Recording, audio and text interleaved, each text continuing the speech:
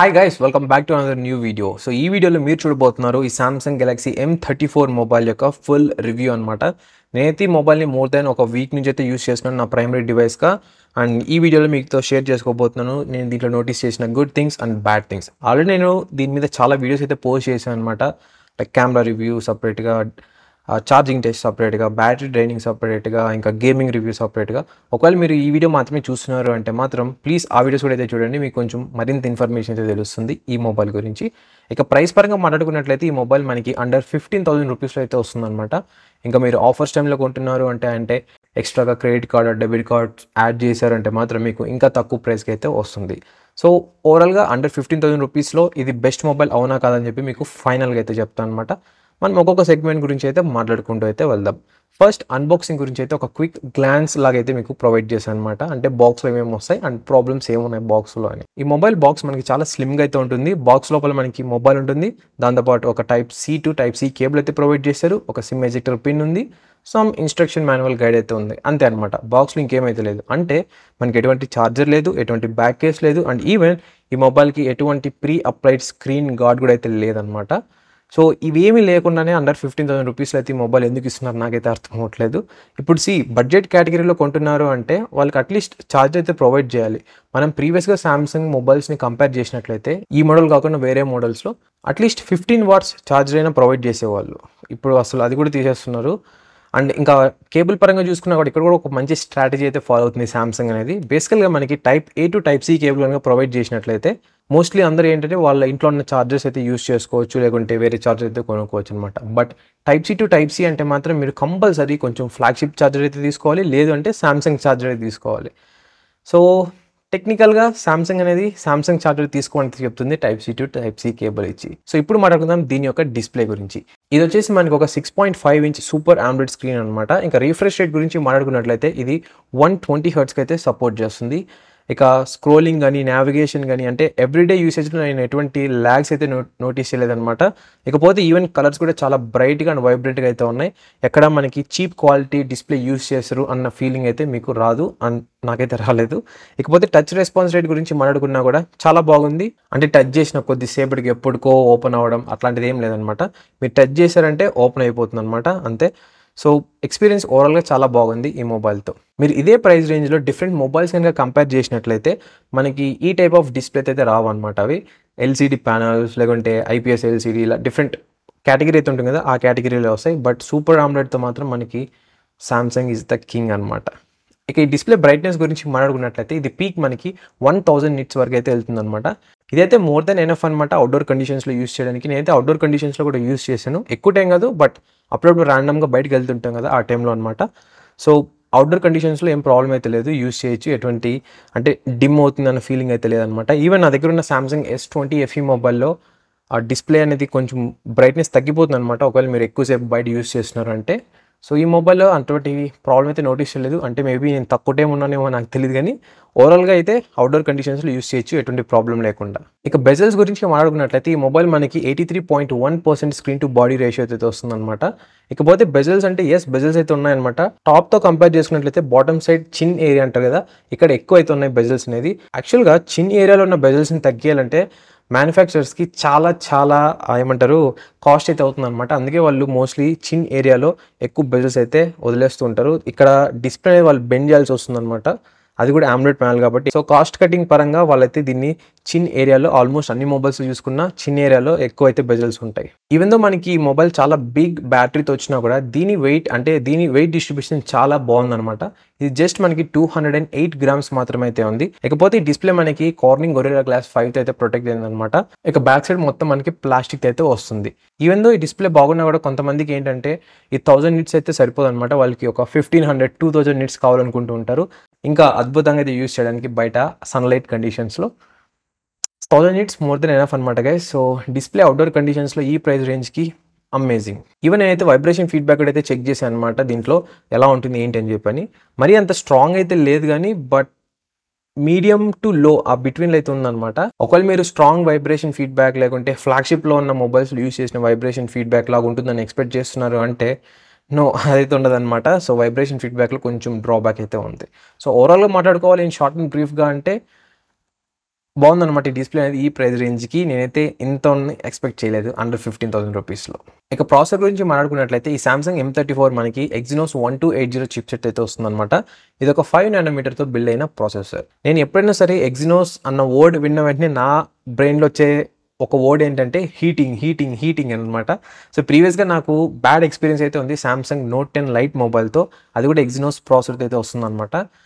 చాలా హీటింగ్ అయితే నేను నోటీస్ చేశాను. బ్యాటరీ బాగా డ్రైన్ అయిపోతుంది. సో ఆ మొబైల్ ఉంది, ఇప్పుడు కూడా ఇంట్లో ఉందనుకుంటాను. సో ఒకసారి అది కూడా తెచ్చి ఇప్పుడు యూస్ చేయాలి, ఎలా ఉంటుంది ఏంటి అని చెప్పని. బట్ నేను S Pen కోసం అని చెప్పి ఆ మొబైల్ అయితే కొన్నాను అనమాట. ఇకపోతే ఈ మొబైల్లో మనకి ప్రాసెసర్ ఎగ్జినోస్ ఉన్నా కూడా మరీ అంత హీటింగ్ అయితే నేను నోటీస్ చేయలేదు. ఓవర్ హీటింగ్ అనేది. ప్రజెంట్ నా చేతిలో ఉన్న మొబైల్ వచ్చేసి 6GB ర్యామ్ అలాగే 128GB ఇంటర్నల్ స్టోరేజ్ అయితే వస్తుందన్నమాట. ఇంకొక వేరియంట్ కూడా అయితే ఉంది, అది 8GB ర్యామ్తో అయితే వస్తుంది. సో డే టు డే యూసేజ్లో ఎటువంటి ల్యాగ్స్ కానీ పర్ఫార్మెన్స్ డ్రాప్స్ కానీ ఓవర్ హీటింగ్ కానీ ఏమైతే నోటీస్ చేయలేదన్నమాట. ఇక్కడ మీరు చూడొచ్చు బెంచ్ మార్క్ స్కోర్స్ కూడా ఈ మొబైల్వి. ఒకవేళ మీరు గేమర్ అయితే మాత్రం ఈ M34 మొబైల్ హ్యాండిల్ అయితే చేస్తుంది మీడియం టు హై సెట్టింగ్స్లో.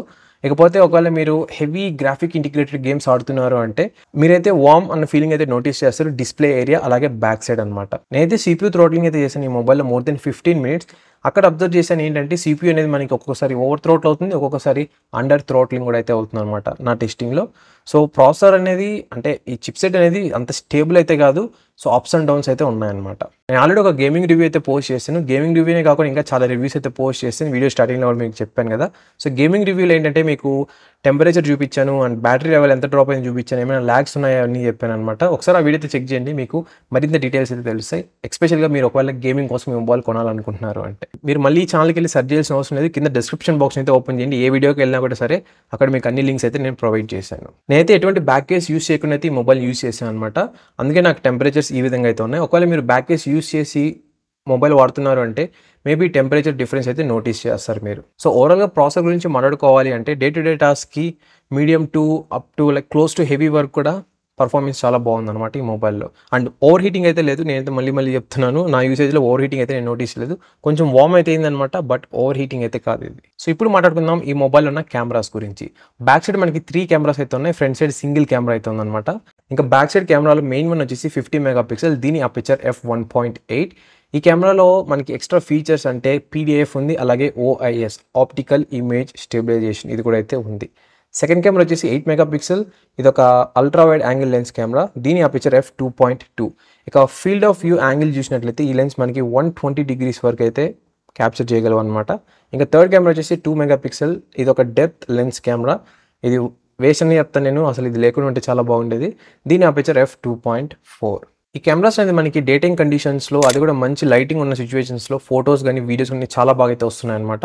నేను ఎటువంటి ప్రాబ్లమ్స్ అయితే నోటీస్ చేయలేదు. అండ్ ఈవెన్ పోర్ట్రేట్ షాట్స్ కూడా చాలా బాగా అయితే వస్తున్నాయి. ఇక వీడియోస్ పరంగా చూసుకున్నట్లయితే మీరు మాక్సిమం 4K 30 FPS వరకు అయితే రికార్డ్ చేయొచ్చు బ్యాక్ కెమెరా యూస్ చేసి.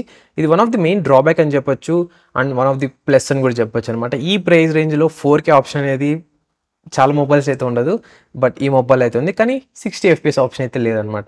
ఇకపోతే ఫ్రంట్ ఫేసింగ్ కెమెరా చూసుకున్నట్లయితే మనకి 13 మెగాపిక్సెల్ కెమెరా. ఇక వీడియోస్ పరంగా ఫ్రంట్ కెమెరాలో చూసుకున్నట్లయితే మీరు మాక్సిమం 1080p 30 FPS వరకే రికార్డ్ చేయగలరు అనమాట. ఈవెన్ 60 FPS ఆప్షన్ కూడా అయితే లేదు. ఒకవేళ మీరు వీడియో అనేది ఇండోర్ కండిషన్స్లో షూట్ చేస్తున్నారంటే ఈ విధంగా అయితే ఉంటుందన్నమాట. సో ప్రజెంట్ నేను కెమెరాలో రికార్డ్ చేస్తున్నాను అండ్ ఇక్కడ కూడా రికార్డ్ చేస్తున్నాను.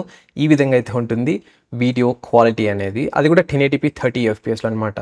ఇక్కడ చూడండి కొన్ని ఫొటోస్ అండ్ వీడియో శాంపుల్స్ ఈ మొబైల్లో తీసినవి both day time and night time కండిషన్స్లో. మనకైతే చాలా డిఫరెంట్ ఆప్షన్స్ అయితే అవైలబుల్ ఉన్నాయన్నమాట కెమెరా యాప్లో, as well as Samsung gallery యాప్లో కూడా మీరు చాలా థింగ్స్ అయితే ట్వీక్ చేయొచ్చు అనమాట. ఒకవేళ మీరు సామ్సంగ్ One UI యూజర్ అయితే మాత్రం మీకు తెలిసే ఉంటాయి ఈ ఆప్షన్స్ అన్నీ కూడా. ఇకపోతే మనకి ఎటువంటి ఆటో ఫోకసింగ్ ఆప్షన్ అయితే లేదనమాట ఫ్రంట్ ఫేసింగ్ కెమెరాలో. ఇంకా మెయిన్ థింగ్ 4K ఆప్షన్ కూడా అయితే లేదు. ఇది వన్ ఆఫ్ ది డ్రాబ్యాక్ అని చెప్పొచ్చు. ఇస్తే రెండిట్లో ఇవ్వండి బై, ఎందుకు ఒక దాంట్లో ఇస్తారు ఒక దాంట్లో ఇవ్వరు.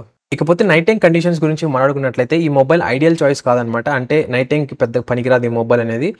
నైట్ టైంలో మీరు డల్ లైటింగ్ కండిషన్స్లో లేకుంటే లైట్ లేని సిచ్యువేషన్స్లో ఈ కెమెరా అనేది యూస్ చేస్తున్నారు అంటే మీరు మొత్తం వాష్అవుట్ అయితే అయిపోతుంది అనమాట. సో ఆ విధంగా అయితే ఉంటుంది, సింపుల్గా చెప్తున్నాను.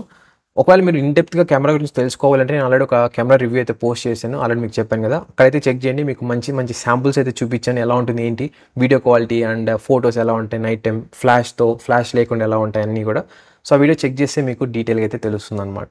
సో ఓవరాల్గా కెమెరా గురించి మాట్లాడుకోవాలి అంటే డే టైం కండిషన్స్, అది కూడా అవుట్డోర్లో super, night time conditions no.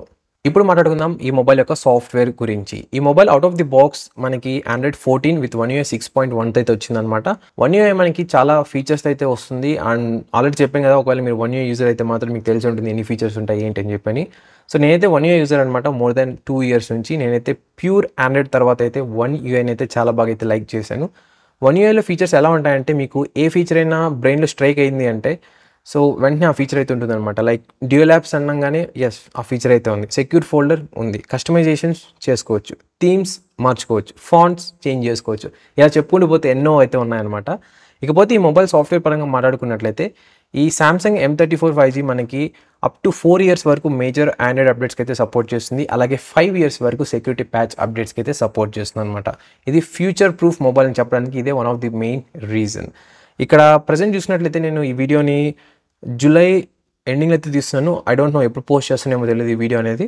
So ఇప్పుడు ప్రజెంట్ వచ్చేసి నాకు దీంట్లో స్టిల్ సెక్యూరిటీ ప్యాచ్ చూసినట్లయితే మే మాత్రమే ఉందన్నమాట. అంటే మే తర్వాత జూన్, జూలై కూడా ఆల్మోస్ట్ కంప్లీట్ అవుతుంది అనుకోండి. So August. సో మేబీ ఈ 3 months వన్స్ ఒకసారి పుష్ చేస్తారు ఏమైతే నాకు తెలియట్లేదు. ఒకవేళ కనుక 3 months ఒకసారి అనే కన్ఫర్మేషన్ వచ్చినట్లయితే నేనైతే మీ కమ్యూనిటీ ట్యాబ్లో అయితే పోస్ట్ చేస్తాను, ఆర్ఎల్స్ కింద కామెంట్లో అయినా పోస్ట్ చేస్తాను. ఈ మొబైల్ మనకి రిలీజ్ అయినప్పుడు Android 13 అయితే రిలీజ్ అయిందనమాట. సో 4 years అంటే మీరు 13 + 4 = 17, అప్ టు Android 17 వరకు అయితే ఈ మొబైల్లో మీరు యూస్ చేయొచ్చు. ఇది చాలా క్రేజీ థింగ్ అని చెప్పొచ్చు.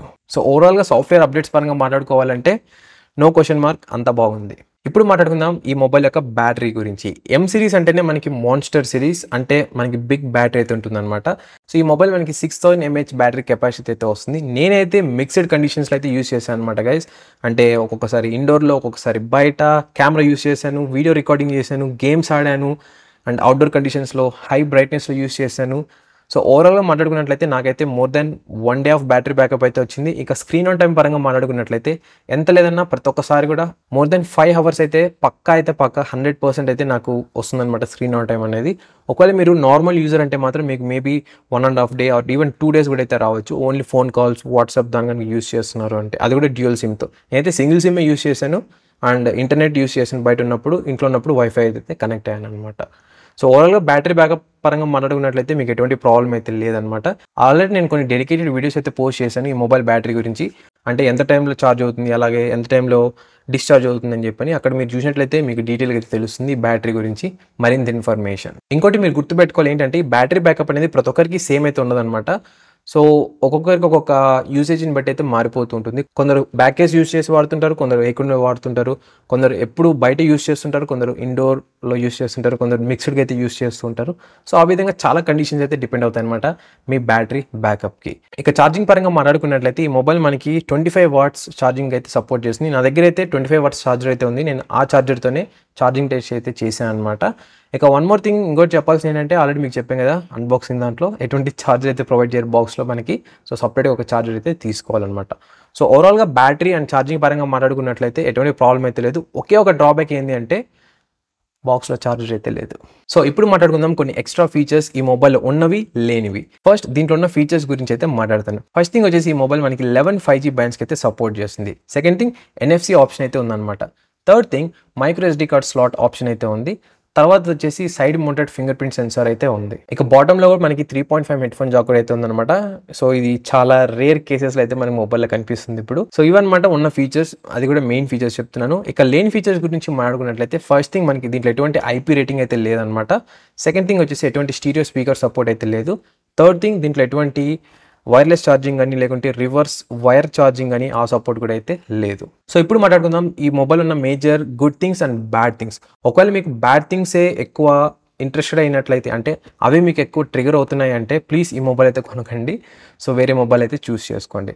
సో ఫస్ట్ ప్రోస్ అంటే గుడ్ థింగ్స్ అయితే స్టార్ట్ చేస్తాను. ఫస్ట్ థింగ్ ఈ మొబైల్ మనకి 120 Hz AMOLED డిస్ప్లే అయితే వస్తుంది. సెకండ్ థింగ్ దీంట్లో ఉన్న ప్రాసెసర్ మనకి డీసెంట్గా అయితే ఉంది. ఎవ్రీడే మనం చేస్తున్న టాస్క్ అన్నిటిని అయితే స్మూత్గా అయితే హ్యాండిల్ చేస్తుంది. థర్డ్ థింగ్ దీంట్లో మనకి గుడ్ కెమెరా సిస్టమ్ అయితే ఉంది, ఎస్పెషల్గా డే టైమ్ కండిషన్స్ కోసం. తర్వాత వచ్చేసి లాంగ్ లాస్టింగ్ బ్యాటరీ అయితే ఉంది, అది కూడా ఫాస్ట్ ఛార్జింగ్ అయితే సపోర్ట్ చేసేది. తర్వాత వచ్చేసి సాఫ్ట్వేర్ అప్డేట్స్ సామ్సంగ్ అయితే గ్యారంటీగా అయితే అయిపోయింది అనమాట. ఈ మొబైల్ 4+5 అయితే వస్తుంది ఇయర్స్ ఆఫ్ అప్డేట్స్ అనేది. తర్వాత వచ్చేసి ఎక్స్ట్రా ఫీచర్స్ అంటే One UIలో ఉన్న ఎక్స్ట్రా ఫీచర్స్ గురించి చెప్తున్నా, అవి కూడా చాలా బాగున్నాయి. తర్వాత వచ్చేసి 4K వీడియో ఆప్షన్ అయితే ఉంది బ్యాక్ ఫేసింగ్ కెమెరాలో మాత్రమే, మళ్ళీ గుర్తుపెట్టుకోండి. అండ్ ఫైనల్గా దీని ప్రైస్ అండర్ 15,000 రూపీస్లో అయితే వస్తుంది. సో ఇప్పుడు మాట్లాడుకుందాం దీంట్లో ఉన్న కాన్స్, అదే బ్యాడ్ థింగ్స్ అనేది. ఫస్ట్ థింగ్ వచ్చేసి బ్యాక్ మొత్తం మనకి ప్లాస్టిక్ అయితే బిల్డ్ అయింది అనమాట.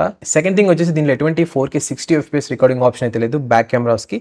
ఇక ఫ్రంట్ కెమెరాస్ గురించి మాట్లాడుకున్నట్లయితే ఎటువంటి 4K ఆప్షన్ అయితే లేదు, and even 1080p 60 FPS option కూడా అయితే లేదనమాట. నెక్స్ట్ థింగ్ వచ్చేసి కెమెరా పర్ఫార్మెన్స్ చూసుకున్నట్లయితే మనకి డే టైం కండిషన్స్లో బాగుంది, బట్ లో లైట్ లేకుంటే నైట్ టైం కండిషన్స్లో మాత్రం అస్సలు బాగాలేదనమాట. తర్వాత వచ్చేసి మనకి ఎటువంటి ఛార్జర్ అయితే ప్రొవైడ్ చేయాలి బాక్స్లో, మీరు సపరేట్గా అయితే ఒక ఛార్జర్ అయితే కొనుక్కోవాలి. అది మేబీ ఒక 500,000 రూపీస్ అలా అయితే ఉంటుంది, అంటే ఎక్స్ట్రా మనీ అయితే యాడ్ చేసుకోవాలి. నెక్స్ట్ థింగ్ దీంట్లో ఎటువంటి IP రేటింగ్ అయితే లేదు, అండ్ ఫైనలీ ఎటువంటి స్టీరియో స్పీకర్స్ ఆప్షన్ కూడా అయితే లేదనమాట. సో ఇప్పుడు డిస్కస్ చేద్దాం ఈ మొబైల్ యాక్చువల్గా ఎవరికి బాగుంటుంది అని చెప్పని. ఈ సామ్సంగ్ గెలాక్సీ M34 మొబైల్ ఎవరికి బాగుంటుంది అంటే ఎవరైతే ఒక బడ్జెట్ కేటగిరీ అండర్ 15,000 రూపీస్లో మంచి మొబైల్ ఎక్స్పెక్ట్ చేస్తున్నారు, అది కూడా సూపర్ AMOLED డిస్ప్లేతో, బిగ్ బ్యాటరీ ఉండాలి, మంచి రీఫ్రెష్ రేట్ ఉండాలి, అండ్ గుడ్ సాఫ్ట్వేర్ అప్డేట్స్ ఉండాలి అంటే ఈ mobile one of the best choice అనమాట. ఇక పేరెంట్స్ పరంగా కూడా చూసినట్లయితే అండర్ 15,000 రూపీస్లో ఇది one of the best mobile. Actually ఇది కూడా మా పేరెంట్స్కి ఇస్తున్నాను మొబైల్, అందుకే అనమాట ఇది రివ్యూ చేస్తున్నాను. సో పేరెంట్స్ పరంగా కూడా ఈ మొబైల్ బెస్ట్ అనమాట. ఓవరాల్గా చెప్పాలంటే మాత్రం ఈ మొబైల్ మనకి ఆల్రౌండర్ మొబైల్ అనమాట, అది కూడా బడ్జెట్ కేటగిరీలో విత్ డీసెంట్ పర్ఫార్మెన్స్. సో అదనమాట గైస్ ఇన్ డెప్త్ రివ్యూ ఈ Samsung Galaxy M34 5G mobile. I hope ఈ వీడియో మీకు హెల్ప్ఫుల్గా అయింది అనుకుంటున్నాను. ఈ రివ్యూతో మీరు ఒక డెసిషన్ అయితే తీసుకోవచ్చు, ఈ మొబైల్ కొనాలా వద్దా అని చెప్పని. నేనైతే కింద డిస్క్రిప్షన్ బాక్స్లో ఈ మొబైల్ యొక్క అఫిలియేటెడ్ లింక్ అయితే యాడ్ చేశాను అనమాట. ఆ లింక్ క్లిక్ చేసి ఈ మొబైల్ అనే కాదు ఏది కొన్నా కూడా అమెజాన్ నుంచి ఈ ఛానల్కి అయితే హెల్ప్ అవుతుంది, అంటే నాకు కొంచెం కమిషన్ అయితే యాడ్ అవుతుంది. సో దట్ ఇలాంటి మొబైల్స్ అన్ని కొన్ని రివ్యూ అయితే చేస్తూ ఉంటాను. చాలామంది అయితే ఇప్పటికి హెల్ప్ చేస్తున్నారు. Thank you so much in advance, and పేరున ప్రతి ఒక్కరికి.